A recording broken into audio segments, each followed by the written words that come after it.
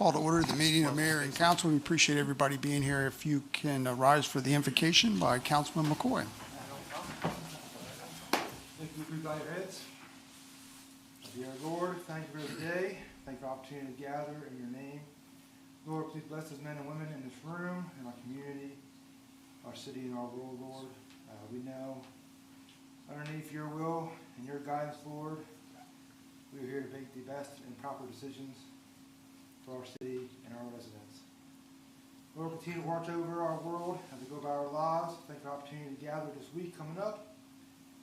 And thank you for our friends and family, and keep us together. In Jesus' name we pray. Amen. Amen. Please remain standing for the pledge. I pledge allegiance to the flag of the United States of America and to the republic for which it stands, one nation, under God, indivisible, with liberty and justice for all. May be seated.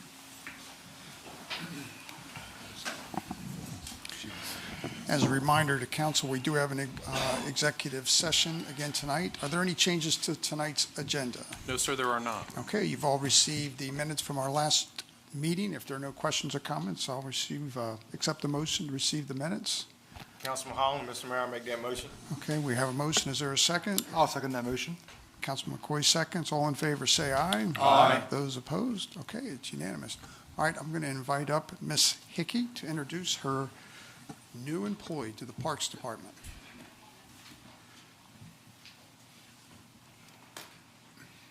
Good evening, Mayor and Council. Good evening.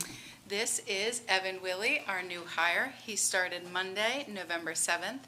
He graduated in 2022 from Woodbridge High School, correct?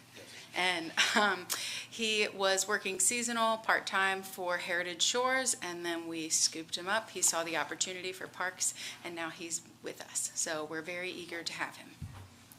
Welcome. Go ahead, if you'd like to gotta say walk welcome. Welcome aboard. Yes, sir.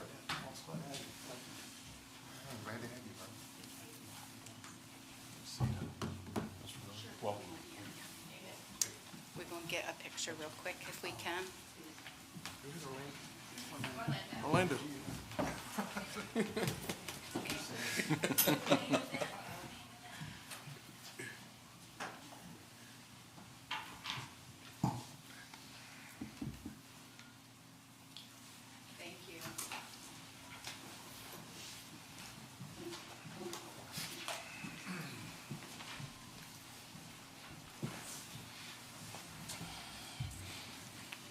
Okay, do we have anyone here for public comment? There's no public comment tonight. Okay, we do have a public hearing at 7:05, so to be good stewards of our time, I'm going to invite up Director Mears to go over new business number 2.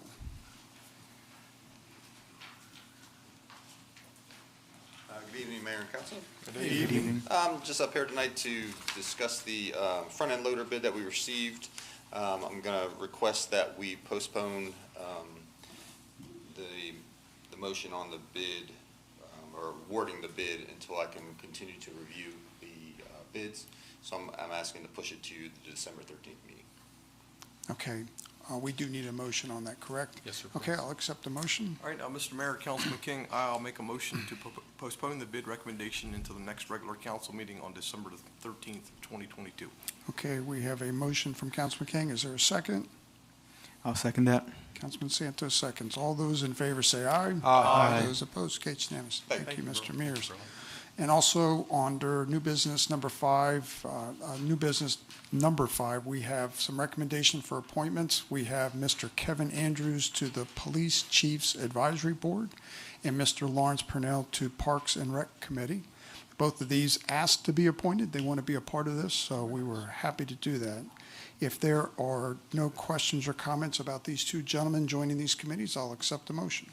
Mr. Mayor, I make a motion to accept the recommendation of Mayor Genshaw and appoint Mr. Kevin Andrews to the Police Chiefs Advisory Board and Mr. Lawrence Purnell to Parks and Recreation Committee as presented. Okay, we have a motion from Councilman Henderson. Is there a second? I'll second that motion. Councilman McCoy seconds. All those in favor say aye. Aye. Those opposed? Okay, it's unanimous. Thank you very much. Okay, it is 7:05. We're going to go ahead and close our regular meeting and open up our public hearing. I'm going to turn it over to Mr. Lynch to lead us through tonight in replacement of Mr. Bailey. Good evening, everybody. Good evening. We have 3 public hearings tonight. We'll start with public hearing number 1. MS Property Group LLC is requesting a final site plan review for the construction of 2 warehouse buildings. The property is located at Venture Drive with a tax map and parcel of 331, map 5, parcel 4.26.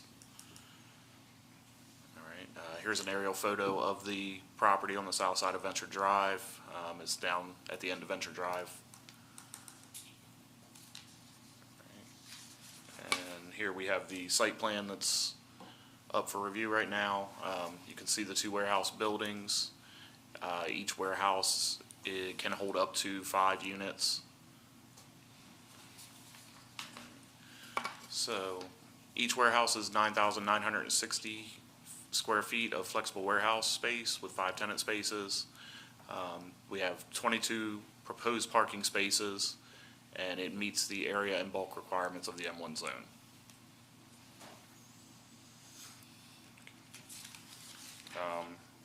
The project will still require additional approvals from the State Fire Marshal, from Sussex Conservation District, and from the city engineer for the stormwater.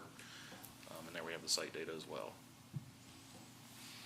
Okay, are there any questions from City Council? Yes, sir. Councilman McCoy? Just to clarify, the parking spots 22 is in total, like 11 for each? Yes, 11 for each. Thank you. Other questions from council? Yes, sir. Are the 3 approvals just pending, or are they in process? When they start the permitting process, they'll have to get the So approvals they're from the waiting fire for marshal. our approval, Yes. or just to go on? Yes. Thank you. Any other questions from council? Any questions from the public? All right, Mr. Lynch, you want to go on to the next one? So for public hearing number 2, Brad Taylor is requesting a preliminary site plan review for the construction of 3 buildings to be built. One of the buildings will be a medical office, an auto repair shop, and a warehouse space. The property is located at Venture Drive, tax map and parcel 331, map 5, parcel 4.22. There's the aerial photo, again on the south side of Venture Drive. This one will be right across from the FedEx facility. Here's the proposed site plan. There we go. So we have, one building will be 9,600 square feet for the auto repair building. One is 6,400 square feet for the medical building, and the last building is a 5,400 square foot warehouse. They're proposing 48 total parking spaces, which is more than's required. Mr. Taylor has received a variance for the auto repair use in 2020, and he's got a variance as well for the medical use in 2022. The project meets the area and bulk requirements for the M1 zone. And this project will also require state fire marshal approval from the Sussex Conservation District and the city engineer for stormwater. Okay, are there any questions from council? Not any questions from the public? Okay, Mr. Lynch, last one. All right. Public hearing number 3. We have Seaford LLC is requesting a rezoning and a comprehensive plan amendment of 13.4 acres of land that's currently zoned C2 highway commercial to be changed to R3 high-density residential. 2.65 acres will remain C2 highway commercial along Tharp Road frontage. This property is located at Tharp Road, tax map 331, map 6, parcel 5.04. Okay. And there's the aerial photos showing the existing land. In the bottom right corner there with the square around it, you can see the commercial land, that red piece there. And this is what the proposed future land use map would look like. The red commercial would just be along Tharp Road. The rest of it turns into residential. And then it would also require a zoning map amendment. So you can see the same square, the brownish color, I guess, is your C2 highway commercial. And it would change to the purple, which is our R3 high-density residential. All right, are there any questions from council in regards to the last development? Councilman King? Thank you, Mr. Mayor. Can we go back to the aerial map that kind of dictates the one before that? Keep going. Yep. So that's the land plot there. Yes. So they're going to take 13.4 acres of what's currently there residential and turn it into It's currently zoned commercial. They're going to turn it into residential. Yes, and they're gonna keep, along Tharp Road would remain commercial. Okay, so the kind of like the back part of it, like where you have that little kind of looks like entrance coming off the Tharp. Yeah. Is that where the apartment buildings are going to be? And then the piece across the front along is going to be the It's gonna remain, Residential?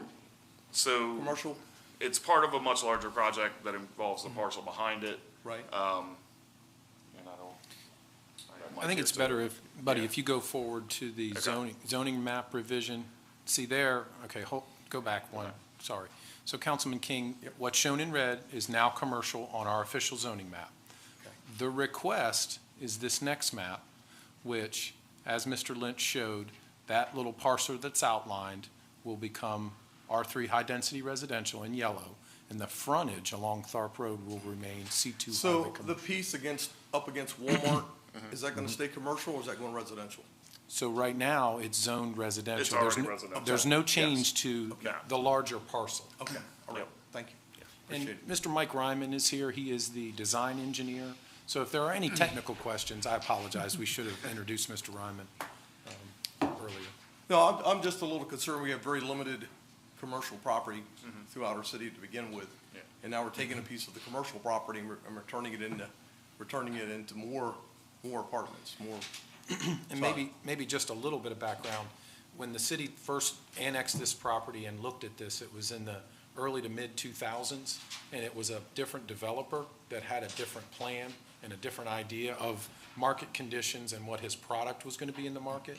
So in these ensuing 15 or 20 years, we now have a new developer that's purchased the property. They have a little bit different site plan development, a little different use, a little different products. We have met with the engineer, the property owner. So this is part of trying to tailor their products to this piece of land and what they see would be successful, they believe, in our market. Sure.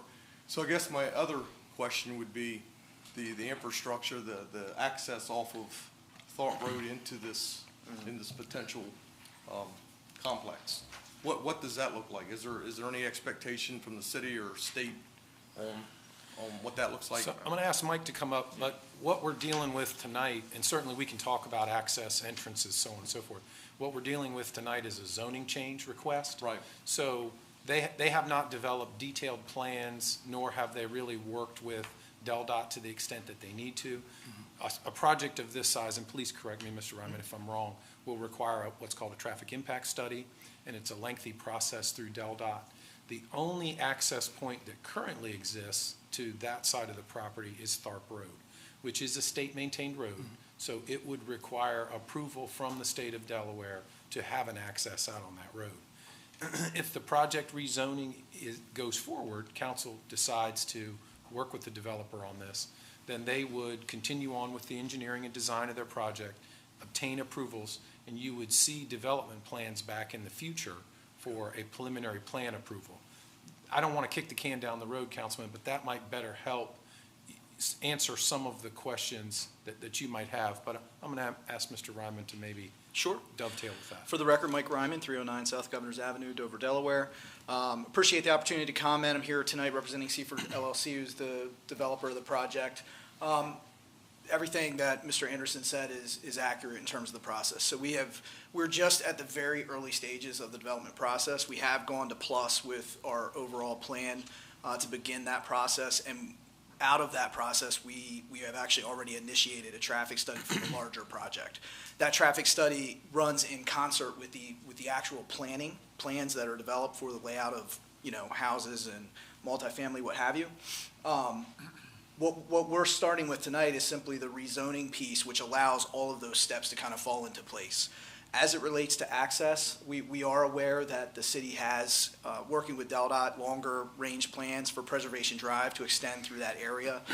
We've met with the city about that, and our client is amenable to continue to work with the city to see those plans continue to advance, as has been contemplated, I think, for many, many years. 20 years or 20 more years? better. Has it Yes, been sir. 20? Okay, I knew it's Yes, been a sir. long time. So this project's going to help, I think, implement that longstanding project as well. So in terms of access, it probably centers, and we haven't completed the traffic study, but if I were using my judgment, my engineering judgment here, it would probably center around that access road. Sure. If that And makes sense. Yeah, can you talk a little bit more about that, the access route? Well, it's so not a Preservation preliminary- Drive, I believe that was contemplated to run between Walmart's property and our property. Maybe if you go back to the Google Earth image. How do I drive this thing? There you go. So just to kind of help out, and There you I go. apologize that it's kind of in the abstract, but as Mr. Ryman is saying, the first piece of Preservation Drive was constructed with Stony Brook Village. So you can just see it there approximately, thank you, approximately 500 feet or so. It goes in and then it feeds, the access points to Stony Brook Village. That alignment goes all the way from Beaver Dam Drive, all the way up to Old Furnace Road, to be honest with you, what's called a quarter preservation road. So it would go, their plan, their piece of it, would take that road directly across, there you go. That's in our very initial meeting with their very preliminary plans.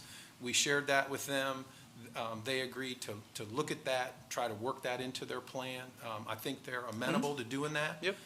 DelDOT certainly bought into the plan many years ago. We've been, at the city, DelDOT, and the individual developers, many of them have built pieces of it. You'll recall when Starbucks was renovated, they put a piece of that in off of Beaver Dam Drive.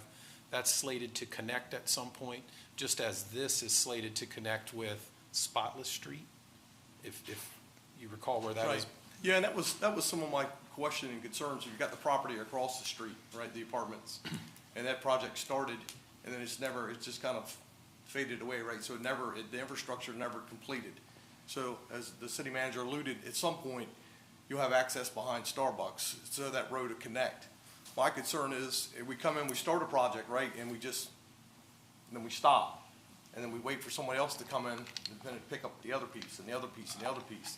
And in the meanwhile, you've got Thorpe Road, which in my opinion is unbearable now. I mean, it's got more traffic now than it can handle, in my opinion. Yeah, and I think, along those lines, I think one thing that I would point out is that if this project if it were to develop as commercial, if those 13 acres were to just remain commercial, and it became, which is essentially the same zoning as the Walmart right next door. Right.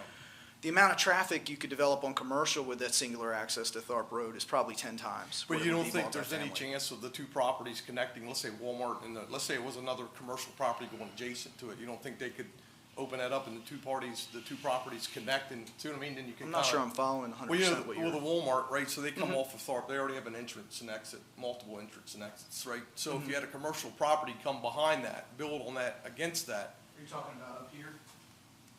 Like an easement. yeah, like an easement between the two properties, you know what I mean? You could come in, it's already there, it's already established, see what I mean? You're just kind of opening it up. Well, I think that, correct me if I'm wrong, I think the idea behind Preservation Drive is that it's going to do that. That's the intent, is that Sure. Preservation Drive would extend to do Right, that. but it's not eventually. doing it at this point, this is just a piece of that. Right, and Right, that's, okay. when you look at the infrastructure costs, and you're right, Councilman, in what you say, DelDOT looks at this as really a local road alignment. They would like to shift some of the regional traffic off of Route 13 so that it's not as congested, the need for more lights, so on and so forth. If they can shift a lot of the local traffic to this new quarter preservation alignment. Right. But to put the cost of installing the entire alignment on one project Yeah, no, is very difficult. No, and I agree with that. I'm just saying, So- it seems to me maybe it'd be better What to we've tried to do. cost share and do something at the beginning of that, and then kick it back instead of one developer, right? You divide that up into Yeah. smaller pieces for everyone. So what's required by the city process is when a project like this is submitted, the larger project, and this project covers about 250 acres, if I remember correctly, you're only looking at a tenth of the property? Yeah, the 13 acres, basically what's in red is representative of approximately 13 acres. So what'll be required as part of the approval process, and you'll see, is what's called, we require a phasing plan. So depending upon how big it is, you have to break the property into phases. And what we would suggest is council consider the engineers and the owners laying out how much of that corridor preservation road they would build with each phase. And then part of the permit requirement, if they get that far, would be to build those portions of the road. We took that same approach with Stony Brook Village. They built phase one. Right. And then if the south half of that property develops, it's all greenfield right now, they would have to build another piece, just like Starbucks had to build a piece on the end. Sure. So, and again, these pieces of infrastructure may take decades to develop, but development kind of controls that. These roads are multi-million-dollar investments. Is that a fair statement? Oh, yeah. Yeah, and I get that, but then also too, on the same token, that road, in my opinion, living here and driving it, Thorpe Road is horrible. I mean, it's a mess, and as we continue to build that up and the infrastructure is not in place, in my opinion, first, then we're just gonna create more Yeah. congestion as we go along, if nothing, you know what I mean? And that's That why makes we've got to sense. get through the traffic study process, which we've just started. So that traffic study process, which gets tied to the plan. So when we come back before you and your process, concept, preliminary, final, when we come back with those plans, we'll be further along the road of the traffic Sure. study. But at this point, though, if we don't have that information and we make a decision to change it, right, we rezone it, then at that point, we can't go back and say, hey, sorry, we made What a I will mistake. say, I kind of changed my understood, mind, you know what I mean? I understand, but I will say that there is no question in my mind that the data will support it, that by changing it from commercial to residential, you're actually reducing the traffic right now, today. Okay. All right, thank you. Mhm. Appreciate it. Anything else?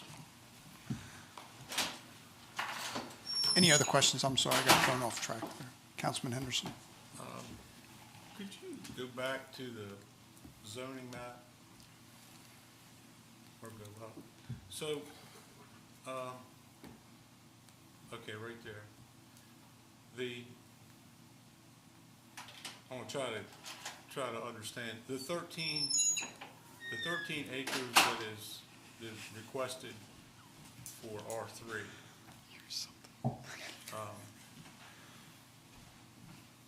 Which would be added onto that parcel and then brought south towards Thorpe Road. Does that encompass the entirety of the first phase in your, or is that going to extend into the R2? Are you guys going to come back because you got R2 there and you're going to have a larger R3 development? No, our intent is if you look at the map and you see the purple, kind of looks like a C, sort of, that would be the limit of the R3.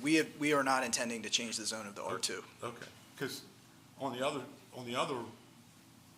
page that was shown in all yellow, it made the appearance that it was all going to be, it's all residential, but I didn't That's the difference between see the density differences. Right. But that map there sort of further explains it, that you're going to have, a significant part, what did you say, 250 acres? I think that was the original raw parcel. Does that sound? Well, so correct? the difference in the two colors is the one plan is the comprehensive plan and the other plan is your zoning map. Got it. I So got it. they're both residential. So, well, one of them is just Blanket residential. blanket residential. The other is This- more specific. This gives more specifics. Right. So the purple is R3, and then you're just going to extend the R3 south and then leave the little strip for the C2. Yeah, if you could It- advance. there one more, you you go. That's Yeah, it right there. better. So within that purple square, that's the limit That's- of your first phase. Correct. Okay. Yeah, that's what we're here tonight Yeah. for. Okay. Correct. Okay. Councilman Santos. Thank you, Mayor. Just for informational purposes only, is there currently infrastructure in place down Tarp Road, water and sewer? No, sir. Okay, that's all. Any other questions from council? Any questions from the public? Okay, we'll go ahead and close the public hearing at 7:24, and we'll reopen our regular meeting, and I'll turn this back over to Mr. Lynch to go through findings of facts. All right, so the finding of facts for public hearing number one, MS Property Group LLC, property is located on Venture Drive, tax map and parcel 331-5.004.26. They are requesting a final site plan review for the construction of 2 warehouse buildings. Each building is 9,960 square feet of flexible warehouse space with up to 5 tenants. Proposed 22 parking spaces. The project meets the area and bulk requirements for an M1 zone. Project will also require approval from the State Fire Marshal, Sussex Conservation District, and the City Engineer for stormwater. Okay, I'll accept the motion. Mr. Mayor, I make the motion to approve the request of MS Property Group LLC for final site plan approval for the construction of 2 warehouse buildings to be located on Venture Drive, tax map and parcel 331-5.00-4.26 as presented. Okay, we have a motion from Councilman Holland. Is there a second? I'll second that motion. Councilman McCoy seconds. Okay, are there any questions on the motion? If not, we'll do a roll call vote. Councilman Holland, Yes, based on findings of facts. Councilman McCoy, Yes, based on findings of fact. Councilman King, Yes, based on findings of facts. Councilman Henderson, Yes, based on findings of facts. and Councilman Santos. Yes, based on findings of facts. Okay, it's unanimous. Thanks. Okay, next. All right, public hearing number two, Brad Taylor, the property is located on Venture Drive. Tax map and parcel of 331-5.00-4.22. Requesting a preliminary site plan review for the construction of 3 buildings to be built to include a medical office, auto repair shop, and warehouse space.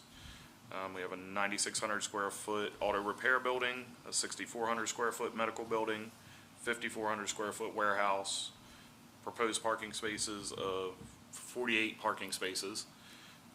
Mr. Taylor's already received a variance for the auto repair use in 2020 and another for the medical use in 2022.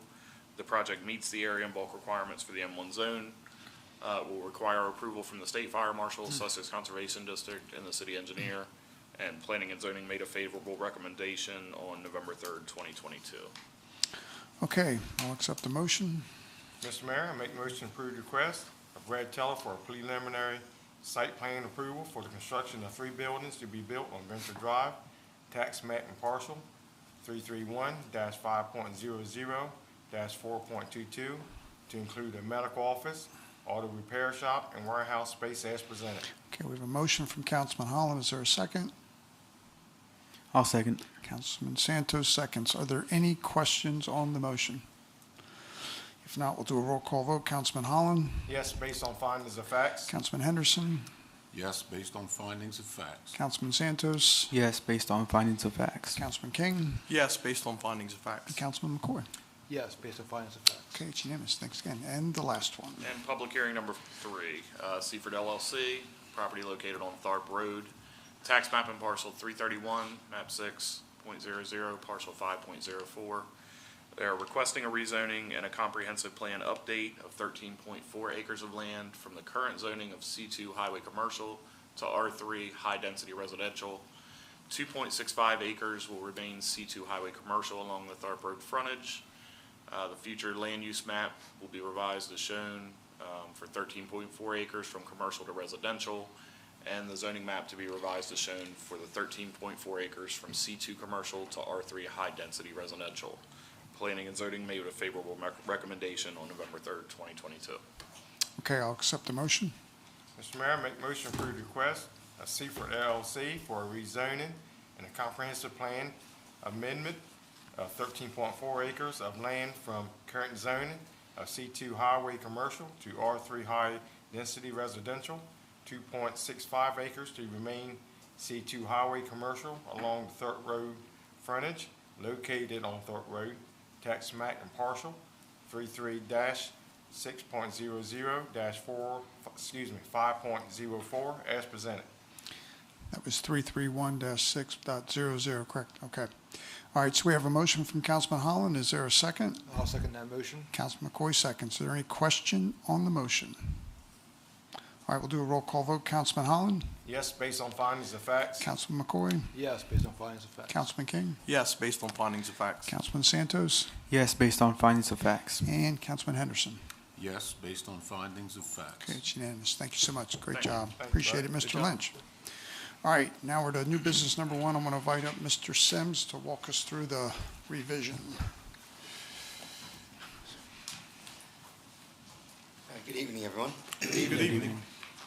So, last year, we took the first step for the water and sewer rates. We're just working towards modernizing them, similar to what we did on the electric rate side when we introduced the customer charge, making sure that we're equitably collecting the fixed costs from, the appropriate customers.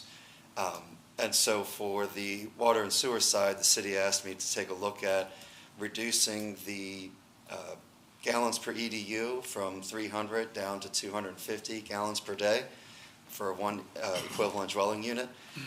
And that's much more consistent with what we see with other utilities. There are much more low flow units available to where in today's day and age, new homes can actually use as low as 125 or even 175 gallons per day. But given that this is an average and it still needs to apply to all customers across the board, our first step is just to look at reducing it down to 250, and we could possibly take that further in the future if we wanted to. The reason that we limited it to that today is if that change is made, only the commercial and the industrial customers have meters, and so all the residential customers, there would be essentially no impact to their bill by changing the EDUs because it's just a fixed fee every month. And so there's only about 60 commercial customers left that don't have a water meter, but the city has been installing them regularly each year, maybe 20 or 30 or so. So it will only take a couple more years and all of the commercial industrial will have meters at their location. And so if we were to make this change, the problem is that there are a significant number of what I call low usage customers and a very small percentage of the class that use high usage, as in more than that, what's today 9,000 gallons for the month and what would be reduced down to 7,500 gallons per month. So what that means is if we reduce the EDUs only, then the customers that are already using less than 7,500 gallons per month would essentially see no change in their bill. So that means that only 10% of the class are ones that do use more than 7,500 gallons every month. So they would see an actual 20% increase in their bill, and the ones that are using 9,000 gallons or less are going to see something way less. And if they use 7,500 gallons or less, they would see no change in their bill at all. So it wouldn't be, not to say that it wouldn't be less fair, but it's much more difficult to attribute basically a 20% increase to only 10% of the customers of the commercial class. And so if the city were to adopt this 250 gallons per day, my recommendation would be to actually split the commercial and industrial customers from the residential customers. So the residential customers would continue to pay the same rate or could be adjusted, as we'll talk about further. But the commercial and industrials, then it would just be a straight percentage increase to those rates so that even the customers that use less than 7,500 gallons could still see about a 10% increase in their bill, and the very high usage customers would see a 10% increase in their bill. So it just more slowly starts to reduce the subsidy that exists today. Basically, the low usage customers are subsidizing the high usage customers. So we need to get those high usage customers rates up. It's just going to take us several years essentially before we can get it to be equitable across the board.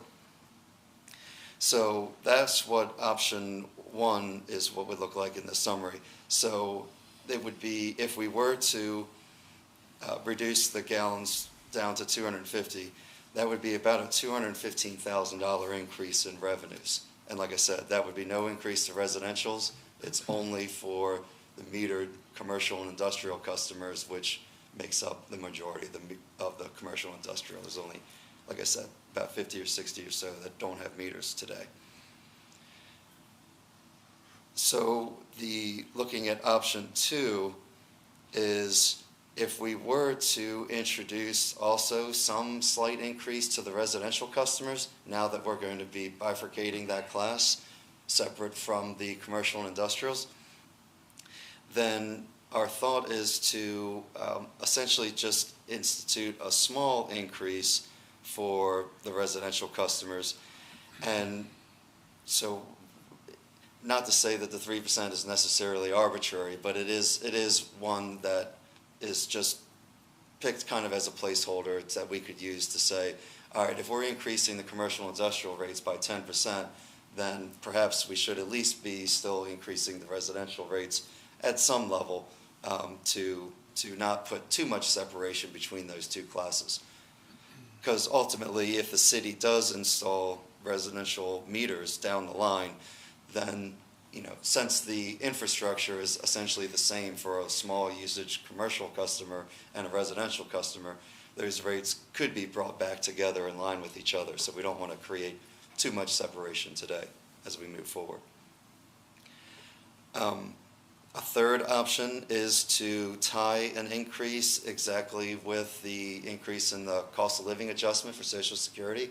That was something that we had discussed last time, and we actually limited the increase in the water and sewer rates to be half of the cost of living adjustment last year. And so, considering it's 8.7%, that's a pretty significant increase, obviously, in the Social Security benefits. And so we're introducing that as a new method now, because we had previously looked at trying to, if we had gotten our water and sewer rates up to 2% of the median household income, then there was the ability to get debt forgiveness for capital improvements, particularly the sewer plant expansion that's coming up. And so that has since been changed now. The state, the Delaware Clean Water State Revolving Fund has increased that threshold to be 3% of the median household income. And so if the city were to reach that, we would essentially need to raise rates by 74%. So that's obviously out of the question. So in place of trying to increase the rates to that debt forgiveness level, we've reintroduced essentially, we could tie it to a cost of living adjustment. That way, the people that are on fixed incomes would easily be able to afford these increases in the utilities. And the last option, essentially, we can come back to this one, but since today, the net income from the water and sewer utilities combined is only $90,000. So you're essentially breaking even, which is really good. So you don't have to necessarily increase the water and sewer rates if we don't want to. But the industry allows for the collection of net operating income to the level of what it would cost to actually replace your capital. And so they tie essentially what's called the return on equity to the 20-year Treasury bill, which is almost roughly what it would cost for a municipal utility to borrow money to basically rebuild your infrastructure that's available to you today. And so that had previously been right around 4% of return on equity that you're allowed to receive. That there's hundreds of cases in utilities across the country where that's the level of return that a municipal utility will receive from those utilities. To give you an idea, an investor-owned utility, that number is more like 9, 10, or even 11%. So, and this income is not money that can just be taken and spent elsewhere. It has to be put into a capital reserve fund, and it has to be spent for reserves. And that's really, it's just, largely it's a rainy day fund. If there was a significant event, then you're not forced to go out and borrow the funds at that interest rate. You would be getting those revenues from your customers, and so they would be paying for it and you would be avoiding those interest expense. And as we know, that interest rate, like I said, 4% was conservative a year or two ago. That number is probably more in the 5 or 6% range now. So I don't think we necessarily need to get it up to that 5 or 6% range. But if we were to go with a 4% return on equity, that's roughly a $700,000 increase in revenues, and so that's right around 17%. And I know that's a significant figure. Typically what's done is when you do a cost of service study, you would do either a 3 or a 5 year time horizon is the most common. So you wouldn't have to get to that 17% right away. It could be maybe broken up, 5% a year for the next several years. But that would ensure the city would have the healthiest utility financially, because you would have a known quantity of capital reserves to cover any significant expense that comes up.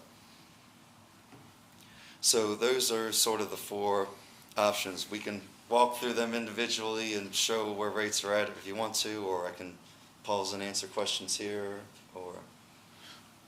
Are there any questions from council, Councilman Henderson?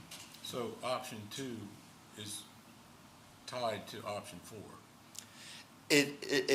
Yes, in a sense that it is, if we were to space it out over a 3-year period, essentially we would be making option 2 applied three years in a row. And that would get us to a place where we would be getting roughly a 4% return on equity. And when you say return on equity, is that equivalent to cost recovery? Because you're not building out new, you're going to replace existing. So this return on equity, it is truly net operating income, meaning the depreciation expense, which would cover the actual replacement of your infrastructure that exists today, that is covered separately in your operating expenses. So this is over and above that. It truly is for additional infrastructure that hasn't been built yet. Like, you could use it to build the sewer plant expansion if we had those funds available. Obviously, there's only a small, very, very small number, like I said, about $90,000 total in net operating income today per year. So it doesn't leave for a significant capital reserve fund, given that there's over $40 or $50 million of total infrastructure in place.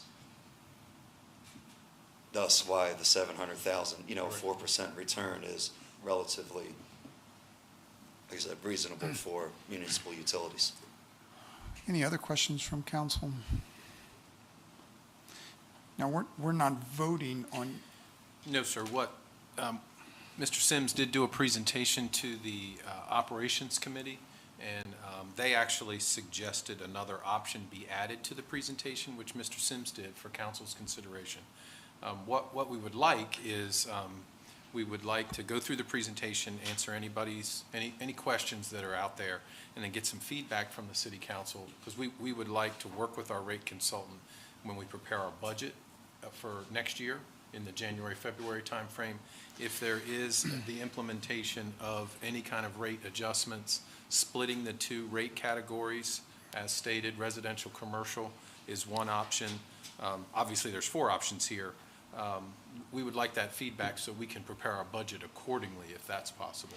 So you would like the council to get feedback from the public, get questions answered, and you were hoping this would come back on the 13th of December, or? Well, no. If we could get some guidance as to how the council would like the budget prepared with a rate increase, and what that, how does that rate increase look? Would you like us to create rate classes for commercial, as an example, and reduce the EDU charge downs from 300 to 250?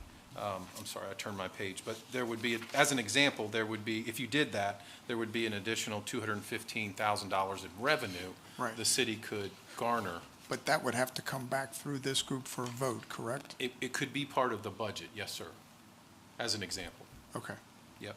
So, and maybe one thing, if you would just touch on, Chris, I apologize, unless there's more questions. Any other No, questions? I have just a comment, if you don't mind. I had the opportunity to chair the meeting, and I thought Mr. Sims did a fantastic job, and he even dumbed it down enough so that I really could get a better grasp and understanding of all the inner workings. And the one thing that I really appreciate and respect is we have a target we have to hit, right? So when you look at that target, it's pretty significant, right? So, but the care and compassion that we have for the residents of the city, right? Saying, hey, instead of trying to implement this all in one big lump sum, you know, walking away from me, I felt really good saying, hey, we can do that. We can do that over many years instead of trying to come in at one time and hitting everyone with a significant amount and coming away with that saying, hey, there's multiple ways, there's different options on how we can do that. I appreciate that.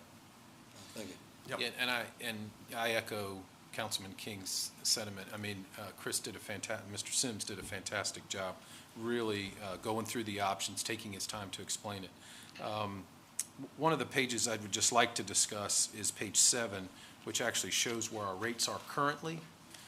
And you'll notice there, you know, because we have a flat rate billing system for most of our customers, you know, the other communities that are compared to it have a little bit lower rate on the lower end, but you can see there as an example, commercial industrial customers go up, we are by far the lowest of all the communities that he studied there, and there are quite a few of them.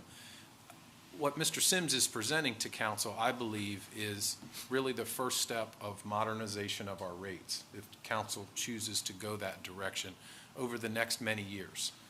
This really is step one. We have not looked at changing our rates probably for 40 years. It's always been flat rate billing. We do have meters that are introduced. We now have modernized those meters, so we get a lot of data back from them, consumption data. But it also gives us the opportunity to sort of tailor our bills to the entities that rely on the infrastructure very heavily. You know, businesses that use a lot of water for restaurants, hospitals, nursing homes, schools. They need the sprinkler systems, they need the larger pipes, they need the hydrants within close proximity. The council has the opportunity to look at your billing tariff and kind of tailor your bills to that, if you choose to do that. Okay, so if there's no further questions, then this will be an opportunity for all of you to get with the city manager, get with the public, ask questions, and then we're going to come back at some point with some direction towards the budget, correct? Yes, sir. Mr. Sims, thank you as always. Great job. Yeah, thank you. Yeah, good job. Okay, we're going to move on to new business number 3, and I'm going to invite up Mr. Mears to walk us through the inspection service proposal by GMB.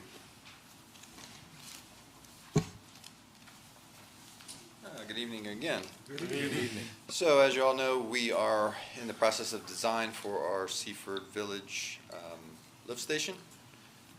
We're using ARPA funds for those constructions. The design is winding down. We think we have pretty close to a finished product. So what this is it's for GMB to oversee the bidding, the CNA, and inspection services during construction. This is pretty standard stuff in a large project like this. GMB would oversee basically the project and inspect it and make sure that it's being put in as designed. So their proposal is $112,900. This would be included in the funding package coming from the ARPA funds. Okay. Are there any questions in regards to the renovation of the lift station? If not, I'll accept the motion. All right, now, Mr. Mayor, Councilman King, I'll make a motion to approve the bidding, construction, administration, and inspection services proposal from George Miles and Burr for the Seaford Village Lift Station renovation project with funding provided by ARPA funds as presented. Okay, we have a motion. Is there a second? I'll second. Councilman Santos seconds. Any questions on the motion? All right, we'll do a roll call vote. Councilman King? Aye. Councilman Santos? Aye. Councilman Henderson? Aye. Councilman Holland? Aye. Councilman McCoy? Aye. Okay, it's unanimous. Thank you very much. Thank you. We'll invite up Ms. Hickey to go through the bid on Nutter Park playground equipment. Hello, excuse me. Hello again. So we had 2 bids for Nutter Park, and its playground equipment installation, along with safety surfacing and binding around that safety surfacing. And my recommendation is to go with the low bidder VPS Recreation over Cunningham Recreation. It is within our budget. We have budgeted, I think, $33,000 for this project. It is conjunction with grant funds from the RPT state grant that we apply for annually. I met not necessarily VPS Recreation, but their equipment that they're going to be installing there. I met them at the NRPA conference, so it's just an additional resource that we found, and that helped me base my recommendation. Okay. Any questions in regards to the playground equipment? Yes, sir, Councilman McCoy? Are you? Hey, Katie, have we used them before? We have not used them. Okay. Councilman McCoy? Any idea on, from start to finish, the installation, how long it might take? In the bid, I believe we have May 1st. It has to be completed no later than May 1st. The actual grant funding ends June 30th, 2023, so it aligns with our current fiscal year end as well, so I would like to get that done well before that. I believe once this is approved, from day one at the site, they have, I believe it's 90 days to complete the renovations. Well, I'm sorry, will the area be operational during the alignment, or will it be to shut down and, hey, no one can come in? We don't have intentions on closing the park. Okay. Certain area of the park, we will probably fence off with either snow fencing, or I will see if the contractor plans on doing any type of that temporary fencing. But otherwise, the rest of the park should be operational. Tenfold. Thank you. Councilman King? Thank you, Mr. Mayor. So Katie, can we talk a little bit about what kind of equipment we're getting for the $29,000? And on my second question to that is any of the equipment being installed out there ADA? Yes, this is all, so just, I'll touch on a few things. All of this compliance is based on ADA recommendations. Also, standard playground equipment goes through what's called ASTM recommendations, which was put in the bid, and these align with everything that was placed in the bid. But we wouldn't, pretty much I wouldn't accept or recommend anything that was not of current standards. Awesome. Thank you. So the picture on the board is what is being installed? That is correct. Similar. Well, Concept. it's amazing how playground equipment has changed, you know? Exactly. Councilman Henderson? Thank you, Mr. Mayor. In your letter, at the bottom there, it says neither bidder submitted the selected playground structure that was recommended in the bid specifications. However, both offered an equal alternative. So can you explain,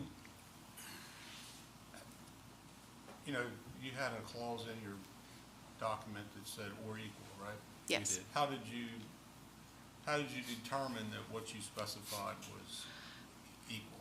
So I based off of, and I apologize, I do not have the original drawing. I received an estimate from another company with a design that we wanted. We kind of wanted to stray away from anything with slides, because if they get broken, they're very expensive to replace. So we wanted something that's very functional for children ages 5 to 12. That's what we see a lot of in that park. So they have a lot of, I'll say, jungle gym type elements. They do not have anything that's more so that little kids could get stuck on, that's under age 5 should they venture into that park.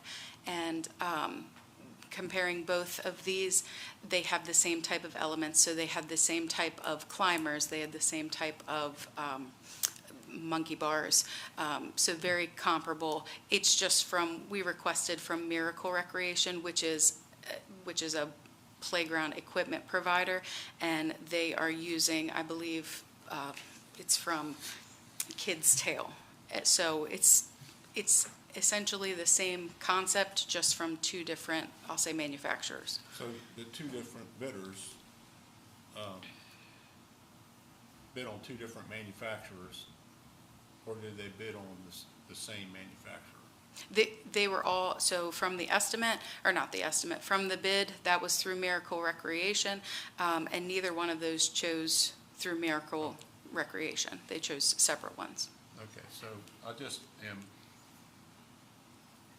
wanted to make sure that we were fair to both bidders, since they both strayed from the spec, Yes, but they were similar. yes, and they In both design. were, yes. And I believe that looking at from one to another, the other one that was from Cunningham Recreation, they were higher in price, but from what I saw in both of their showings, their designs, the space that it would occupy, it was around the exact same thing, providing the same elements. Thank you. Okay, any other questions from council? If not, I'll accept a motion. Mr. Mayor, I make the motion to award a bid for another park playground equipment to VPS Recreation in the amount of $29,572, with funding provided by FY23 budget funds as presented. Okay, we have a motion from Councilman Holland. Is there a second? I'll second that motion. Councilman McCoy seconds. Any questions on the motion? If not, we'll do a roll call vote. Councilman Holland? Yes? Councilman McCoy? Aye. Councilman King? Yes. Councilman Henderson? Aye. Councilman Santos? Aye. All right, it's unanimous. Thank you so much, Ms. Thank Eki. you. It's wonderful when you go to those events and you make those connections and it pays off for our community. Thank you so much. Okay, old business? No, sir, we have none. All right, reminder of meetings. So just a few, Seaford city offices will be closed on November 24th and 25th in observance of the Thanksgiving holiday. Hope all of you have a good holiday, safe one. The annual Caroling in the Park event will be on November 28th in Gateway Park at 7 p.m.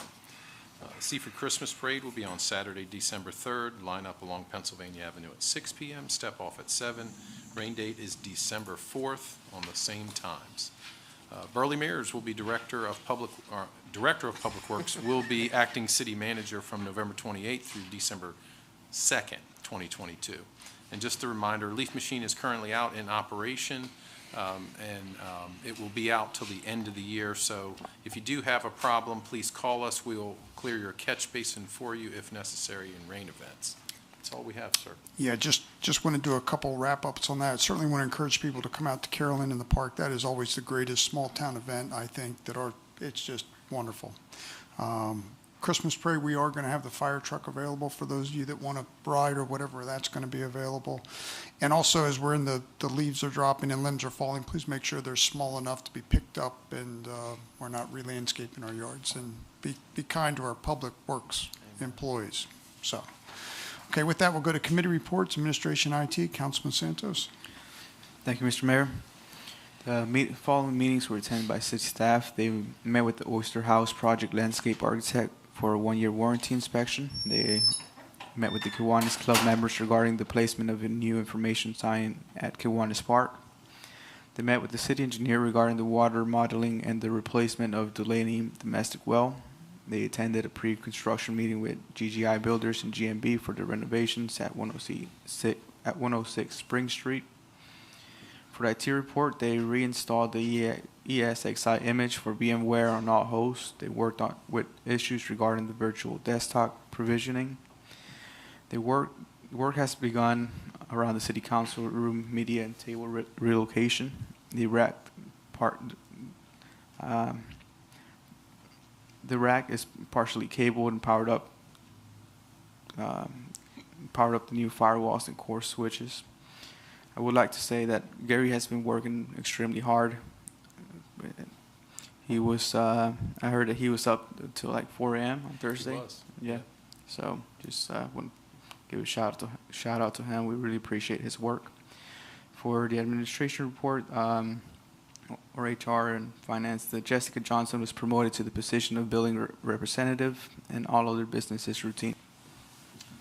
Okay, thank you very much. Congratulations. Next, we have police and fire. Councilman Henderson.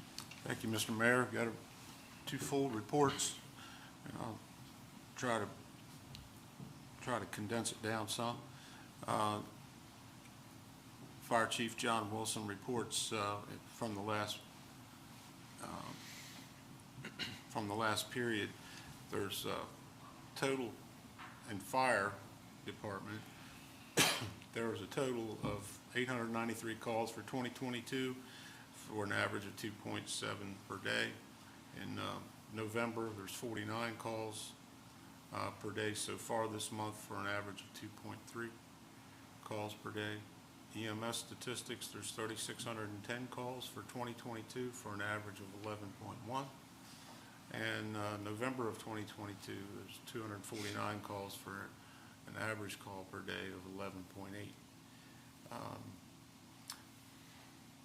Go down. In-city responses are 497 for the year. EMS is 2235 in-city. Out-of-city, the total for the two departments or the two divisions is 1,443 with 206 assists for both EMS and fire. That's mutual aid out of our district. Number of significant events to report. Most notably, there have been two fires on 11/20. The department was very busy, had many departments helping them out with mutual aid from Dorchester County, Caroline County, all over Sussex County for a fire at Wild Turkey Road, which happened on the 20th. It displaced a family or multiple family members. But my last count was 24 individuals are homeless because of that fire. And then an in-city fire, that was an out-of-city fire on Wild Turkey Road. The in-city fire was at on Sussex Avenue. And tower apparatus status. Tower 87 is out of service still, and it's in Roanoke, Virginia, where there's an insurance survey still undergoing. The last training was on November 12th. It was at Cokesbury Road, where there was an acquired structure, and they did live fire training with 30 personnel attended. On November 23rd, there will be a training at Station 87, that's tomorrow night, knots and ropes systems. And then the next training will be on December 21st. That's actually to be determined, but it's going to be around that date. There's some scheduling where they're going to have the after-action report for the Harrington Street fire. All three ambulances are in service, and tonight, actually, the fire department is hosting the Sussex County Firefighters Association meeting, and this is the County Fire Prevention Awards at the beginning of the meeting. Seaford has two winners, and we'll find out who they are, and they'll be going on to so that's county, so they'll go on to the state contest, and good luck to those two. And they'll be, tomorrow there's a fire prevention presentation at the Cross Christian Academy, and on the 24th, they'll be assisting Unified Seaford in delivering Thanksgiving meals. And the chief asked me to convey that the volunteer fire department officers and members wish the mayor, city council, city manager, and city hall staff and the communities we protect a happy and healthy Thanksgiving. So we appreciate those greetings from them. Seaford Police Department, you'll see the columns, the 5-year column, 2022 year-to-date, where there's 8,208 total complaints, with a distribution down below.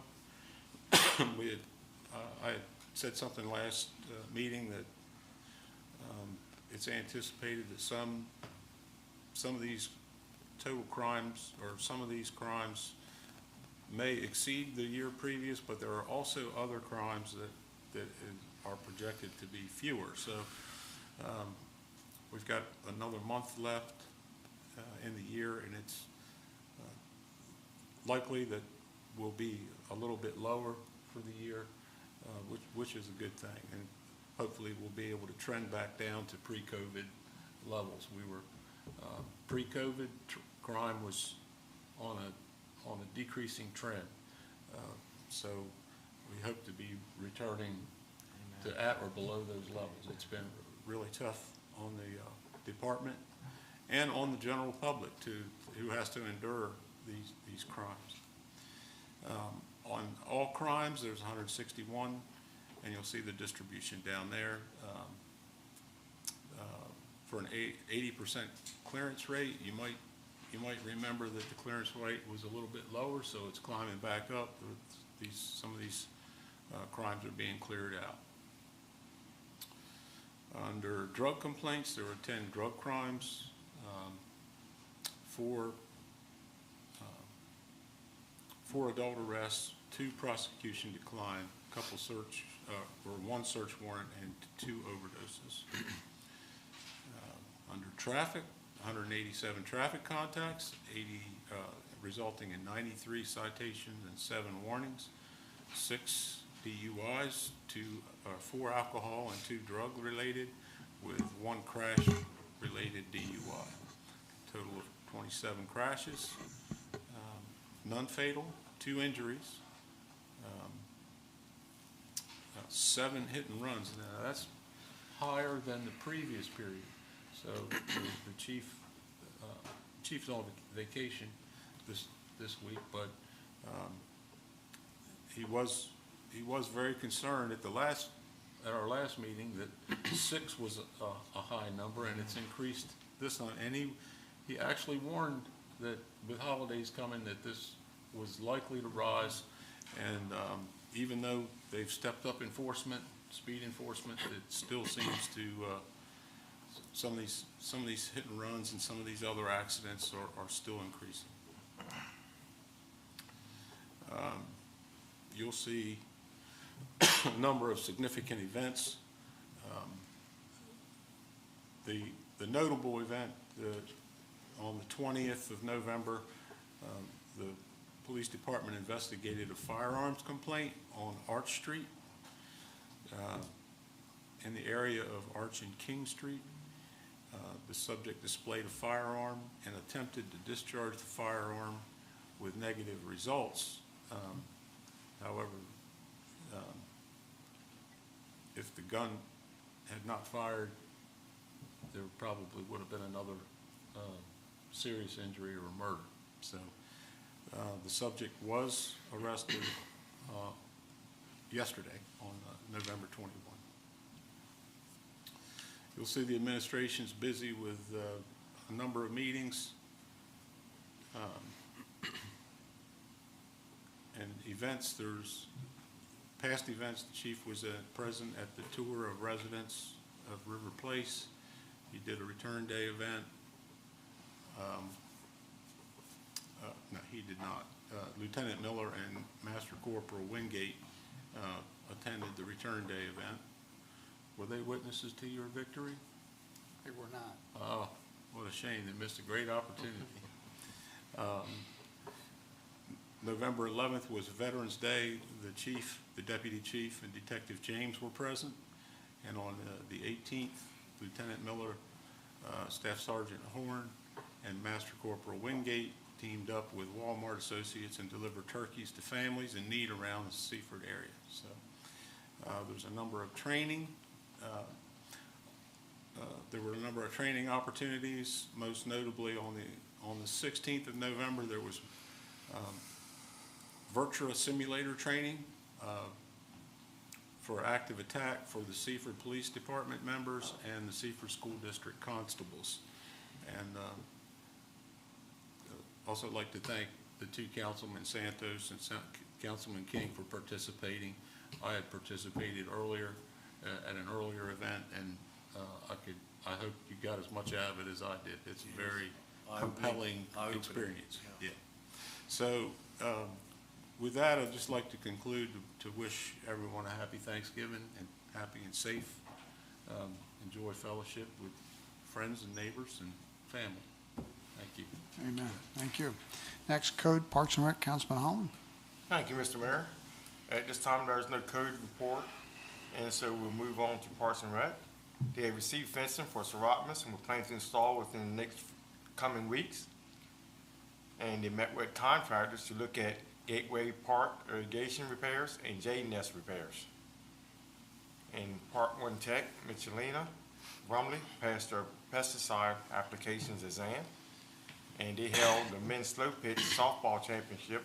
The Swingers were B Division champs, and the Bucks were the league champions.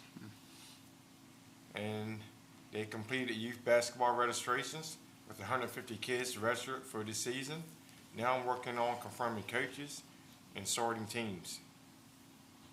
And they are prepping for the upcoming caroling in the park, which everybody is invited. So I feel more than welcome, and they wish everybody a happy Thanksgiving, a blessed and healthy one. Is it true That you'll, concludes my report. is it true you'll be singing Silent Night this year again? Excuse me? Next, we have Electric, Councilman McCoy. He'll be silent, all right. Thank you, Mr. Mayor. The report's been submitted in its entirety. I'll hit a few highlights here briefly. Since the last report, the crew have started working on a new service for 106 Spring Street, cut down trees in Westview, and put up the Blades Christmas lights. They also did their monthly substation checks. Our director had his standard director's meeting, ordered climbing gear and hand tools, and met with ACTS about changing services to colleges 500 to 507. And our director had a 40th birthday yesterday, so happy birthday to Director Bill Bennett out there. In the next few weeks, we're going to continue working in Bel Air multifamily, continue changing the lights on Sussex Highway to LED, and a couple things off the menu as they were. Speaking of birthdays, Sawyer Gabriel was born on the 11th. Mom and baby are doing very well. The McCoy family are very excited. Congrats. Thank you, sir. Appreciate that. And being a sports guy, our local Seaford Blue Jays won the playoff game for the first time in quite some time, and Laurel Bulldogs to our south won as well. So both Laurel and Seaford are playing in the semifinals this weekend. So a chance they could play in the finals would be pretty cool. So That's awesome. They've done a great job. Great yes, year. sir. And I just want to wish everybody a happy Thanksgiving as well. Take care and enjoy the family. And that's my report. All right. And finally, Public Works Wastewater Treatment, Councilman King. Thank you, Mr. Mayor. The report has been submitted in its entirety. I'm just going to hit some of the highlights from each department. I'll start with the Public Works Department. The team has increased their attention on street cleaning for the holiday season. Fire hydrant was replaced on Bud Street. Several vehicles and trailers were taken to DMV for their annual inspection. The leaf machine is in full swing, and new brakes were installed on the sewer jet. Jumping over to the wastewater treatment facility, all is operating well. Plant performance remains good. The compost building roof is complete. And here's just a few of the highlights over some things that are going to be happening over the next few weeks. The team will plan for hydrant replacement in front of 206 Shipley Street, finish up the pump installation at the Industrial Park lift station, finish up Virginia Commons lift station work, and repair cleanouts on the smoke testing list. And of course, keep the plant up and running with 0 violations. And just to echo what everyone else has said, just, happy Thanksgiving to everyone and their families. And it's just, it's really a true honor serving our community. And so with that, Mr. Mayor, that concludes my report. Okay, thank you very much. And we'll wrap it up again with Thanksgiving greetings to everybody. Pray you have an opportunity to think about all that we have to be grateful for in this great city and this great country. We're truly blessed as we head into the Christmas season. So with that, I will accept a motion to go into executive session. So moved. I have a motion from Councilman McCoy. Is there a second? Councilman Holland, I second. Okay, thank you very much. All those in favor say aye. Aye. Those opposed, case unanimous. Good night.